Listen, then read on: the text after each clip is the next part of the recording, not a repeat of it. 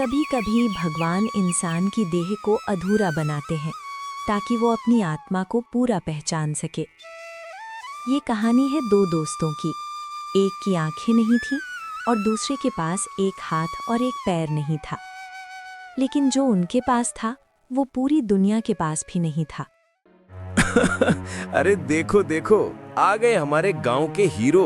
एक को दिखता नहीं और दूसरा चल नहीं सकता। अरे भाई, तुम दोनों ने रेस लगाने का सोचा है क्या? पहले मंजिल देख लो।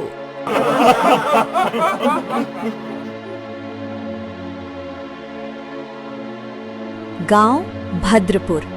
वहां रहता था सूरज, जन्म से अंधा, और उसका दोस्त वीर, जिसके बचपन के हादसे में दोनों हाथ और एक पैर चले गए थे। सूरज, तू तो सब देख सकता है, पर मैं तो अंधा हूं। तू बता ना, भगवान कैसे दिखते हैं? क्या वो भी रोशनी की तरह चमकते हैं?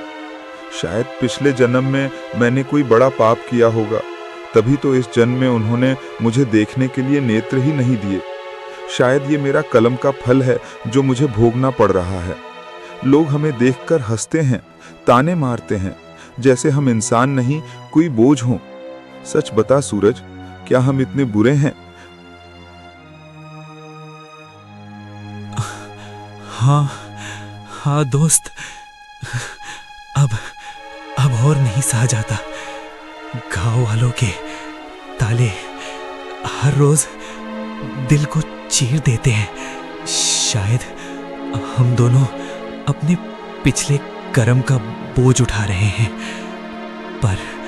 पर दोस्त, इससे पहले कि दुनिया हमें फिर से जलील करे, चलना ये गांव छोड़ देते हैं।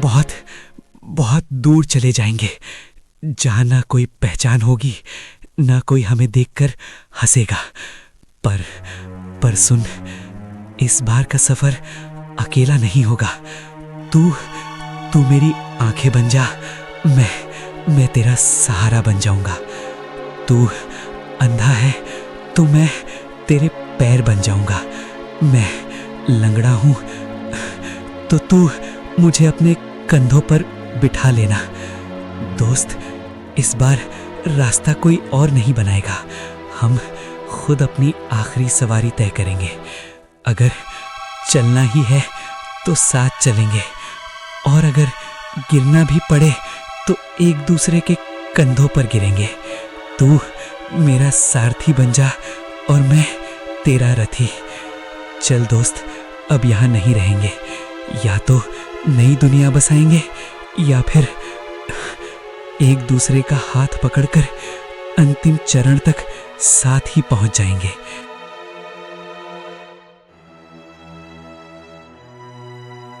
आखिरकार सूरज और वीर दोनों गांव वालों के तानों से पूरी तरह टूट चुके थे। हर रोज की बेइज्जती ने उन्हें जिंदगी से भी थका दिया था। दोनों ने सोच लिया था कि अब और जीने का कोई फायदा नहीं। इसी सोच के साथ वे अपनी जान देने के लिए गांव के बाहर एक गहरे तालाब के पास पहुंच गए। शाम का अंधेरा धीरे धीरे नदी के किनारे उतर रहा था। आसमान पर बादल छा गए थे, जैसे प्रकृति भी उनके दर्द में साथ दे रही हो। प्राण देने से पहले दोनों ने हाथ जोड़कर आसमान की तरफ देखा।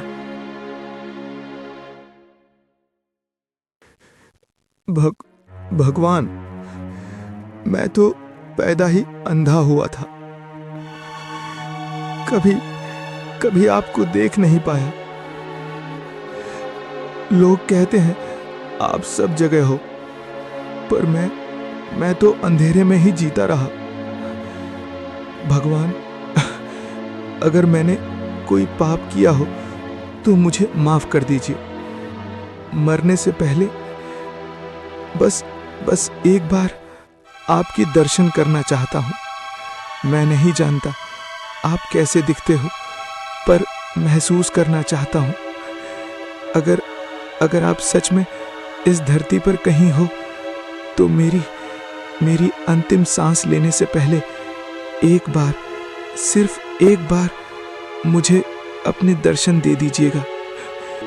ओम जो श्री जगन्नाथाय नमः। ओम जो श्री जगन्नाथाय नमः।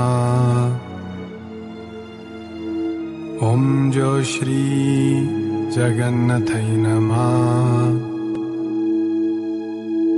ओम जो तभी अचानक चारों तरफ से घंटों की धुन, शंख की गूंज और मधुर बांसुरी की आवाज गूंज उठती है। हवा रुक जाती है, समय जैसे ठहर सा जाता है। आसमान से एक दिव्य ज्योति उतरकर पूरे वातावरण को प्रकाशित कर देती है। उसी तेज रोशनी के बीच स्वयं जगत के नाथ श्री जगन्नाथ प्रकट होते हैं, जिनके इशारों से धरती और सृष्टि चलती है। वो भगवान अपने भक्त की पुकार सुनकर तुरंत प्रकट हो जाते हैं।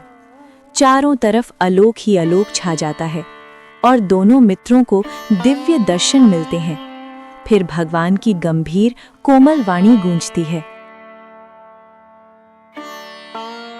हे मेरे प्रिय पुत्रों, मैंने इस सृष्टि में किसी भी प्राणी को बिना उद्देश्य के नहीं बनाया।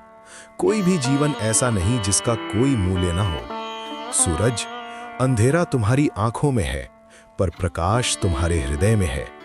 और वीर, तुम्हारे कदम भले धीमे हो, पर तुम्हारा हौसला पर्वत से भी ऊंचा है। तुम सोचते हो कि मैं नहीं देखता, नहीं सुनता। मैं ही करता हूं, मैं ही धरता हूं। हर आंसू, हर पीड़ा मुझ तक पहुंचती है। जिसे तुम कमी समझते हो, वही तुम्हारी शक्ति का कारण है। मैंने तुम्हें अधूरा नहीं बनाया, मैंने तुम्हें एक दूसरे के लिए बनाया है। जीवन से भागना समाधान नहीं है, संघर्ष ही जीवन का सत्य है।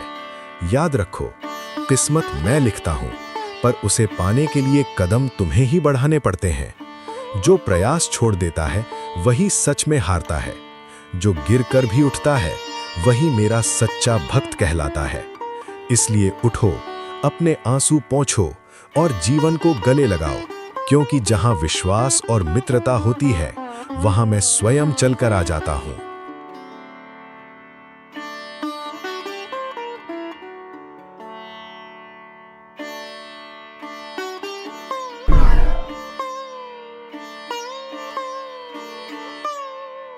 इतना कहकर भगवान अंतर्ध्यान हो गए। चारों तरफ की दिव्य ज्योति धीरे धीरे शांत हो गई और फिर वही साधारण रात रह गई। सूरज और वीर कुछ पल तक चुप खड़े रहे। उनके दिल में अब डर नहीं, एक नई उम्मीद जन्म ले चुकी थी।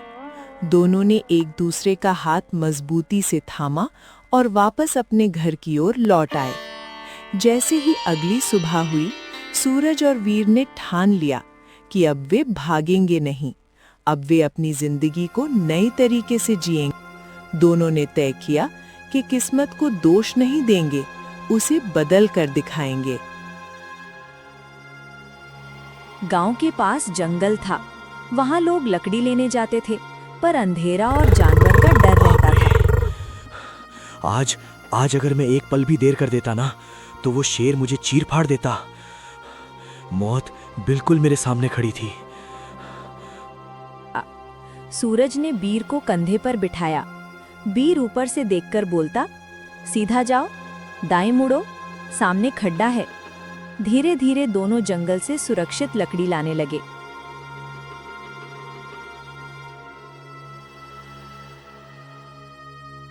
बीर को डिजाइन का शौक था। उसने कुर्सी मेज का डिजाइन बनाना शुरू किया। सूरज मजबूती से काम करता, बीर डिजाइन बताता। उनकी दुकान का नाम पड़ा दो दोस्त फर्नीचर हाउस। कुछ सालों में जहां लोग उनका मजाक उड़ाते थे, वही लोग उनके यहाँ नौकरी मांगने लगे। सूरज बोला, भगवान ने हमें अधूरा नहीं बनाया, बस एक दूसरे के लिए बनाया है। कमी शरीर में हो सकती है, पर हौसले में नहीं। और जो मिलकर काम करता है, उसे दुनिया का कोई रोक नहीं सकता। दोस्तों, ये छोटी सी कहानी अगर आपके दिल को छू गई हो तो अपना प्यार कमेंट बॉक्स में जरूर दिखाएं, लाइक करें और ऐसे ही कहानियों के लिए चैनल को सब्सक्राइब जरूर करें।